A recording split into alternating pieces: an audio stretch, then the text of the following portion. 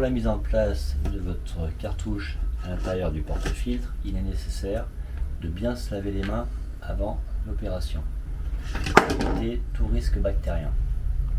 On ouvre notre porte-filtre, on enlève la tête, hop, on enlève le plastique, hop. On visse nos billes à l'intérieur.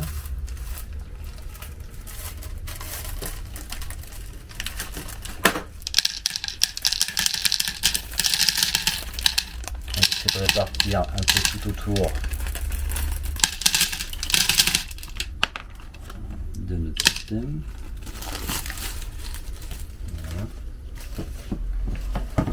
On vient appliquer le gel alimentaire sur le joint silicone.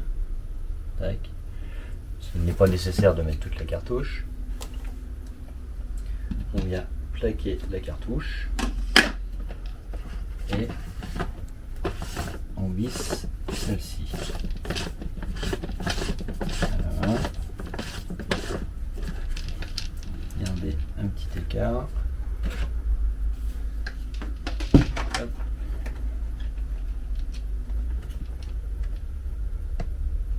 Voilà, sans bloquer trop fort. Pour le montage du sous-évier bypass, vous disposez d'une vanne 3 voies en entrée, d'un clapet anti-retour en sortie et d'un flexible de raccordement du bypass. Il est important de respecter le cheminement de l'eau à l'intérieur du filtre. In en entrée, out en sortie. Donc le montage est assez simple.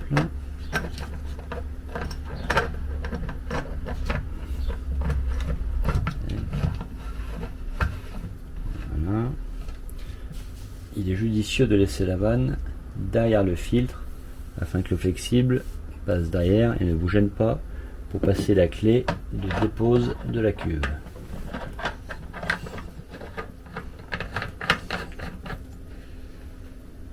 Hop.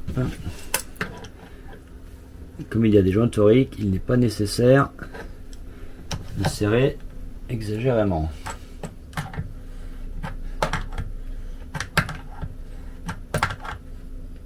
Voilà. Là. Ok.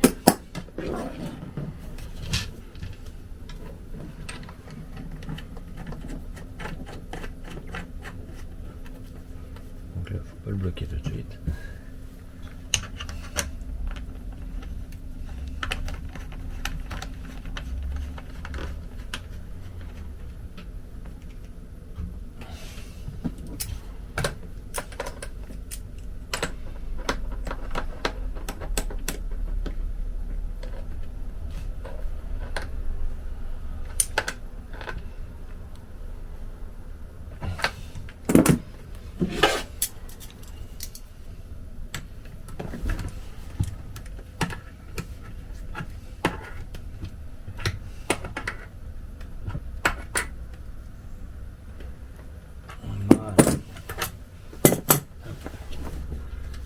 Vous déplacez votre filtre au lieu prescrit dans le sens du montage.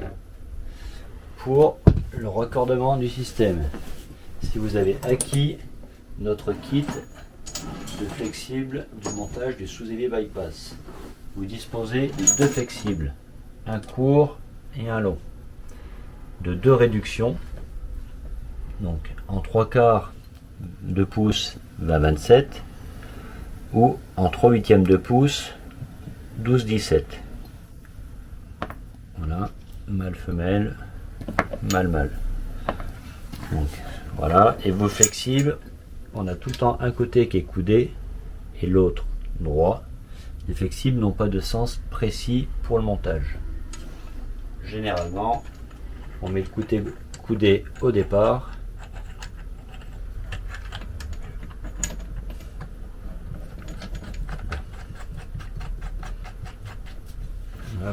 Et souvent vers le haut.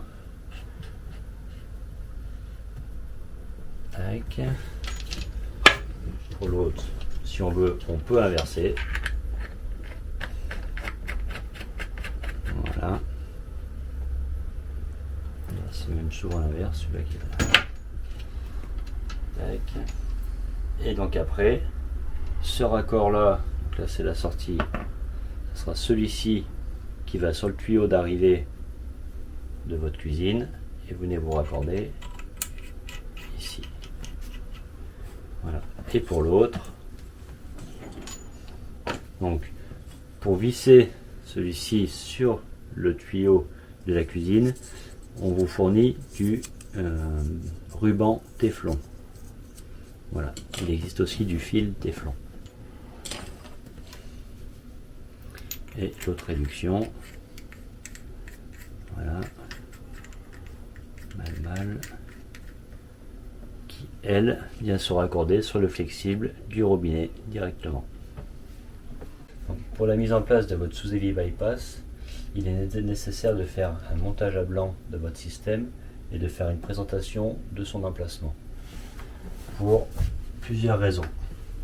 La première, c'est important de le mettre en hauteur de manière à pouvoir mettre une bassine dessous quand c'est possible pour quand on change la cartouche pour pouvoir récupérer l'eau. Autre chose importante par rapport à la vanne du bypass, de bien pouvoir fermer la porte, donc de pouvoir le placer assez près et aussi de ne pas aller le mettre trop loin pour justement, si on veut manipuler la vanne, ne pas aller le chercher au fond du meuble. Donc, je vous présente à peu près. On fait trois trous comme ça pour repérer l'écartement. Donner un ordre d'idée. Et après, avec votre niveau, vous tracez le trait de niveau. Et après, 4 cm entre chaque écartement.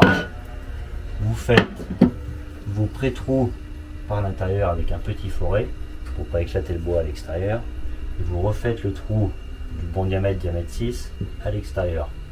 Quand on est sur du bois en aggloméré comme ça, il est nécessaire d'utiliser des écrous avec des vis et des rondelles, de manière à ce que quand vous changerez votre cartouche et qu'il y aura un effort sur le filtre au moment de dévisser la cartouche, de ne pas arracher le filtre de la plaque de bois.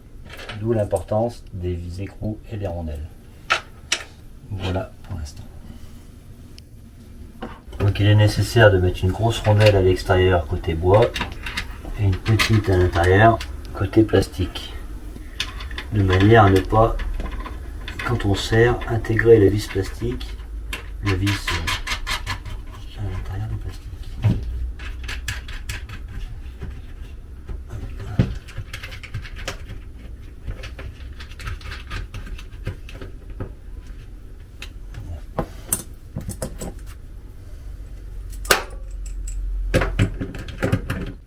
Pour faire votre raccordement des flexibles sur votre tuyau d'eau froide, il faut pouvoir discerner lequel de vos deux tuyaux est l'eau froide. Pour ce faire, il y a deux solutions. Souvent, le tuyau est raccordé au robinet de machine à laver et par le dessous, on peut voir quel est le tuyau eau chaude, eau froide.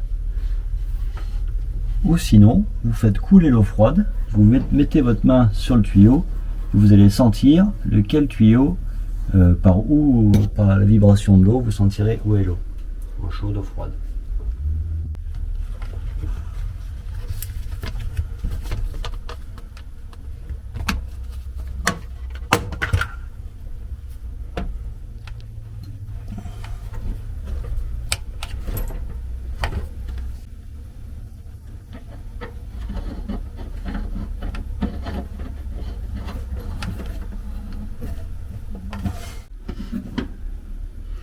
Donc notre arrivée d'eau froide, on met notre premier raccord, réduction, pour aller alimenter le sous-évier.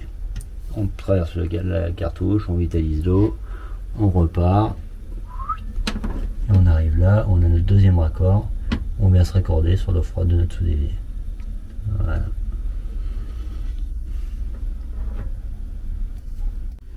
Donc pour la mise en eau de votre filtre sous-évier bypass, vous mettrez votre vanne en fonction bypass, donc la vanne vers le bas qui suit le flexible. Vous allez mettre en eau et vous ouvrez votre robinet. Ouais. Donc là vous avez de l'eau non filtrée. Votre robinet arrive. Et pour remplir, donc là, pas la peine de gaspiller de l'eau. Hop, on ouvre le bouchon de purge, léger. On ouvre tout doucement.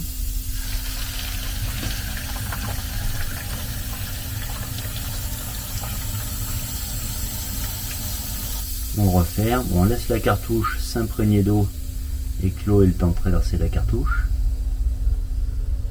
Voilà. On peut même rouvrir le robinet au-dessus. Maintenant. Hop, on ouvre tout doucement au final purgé.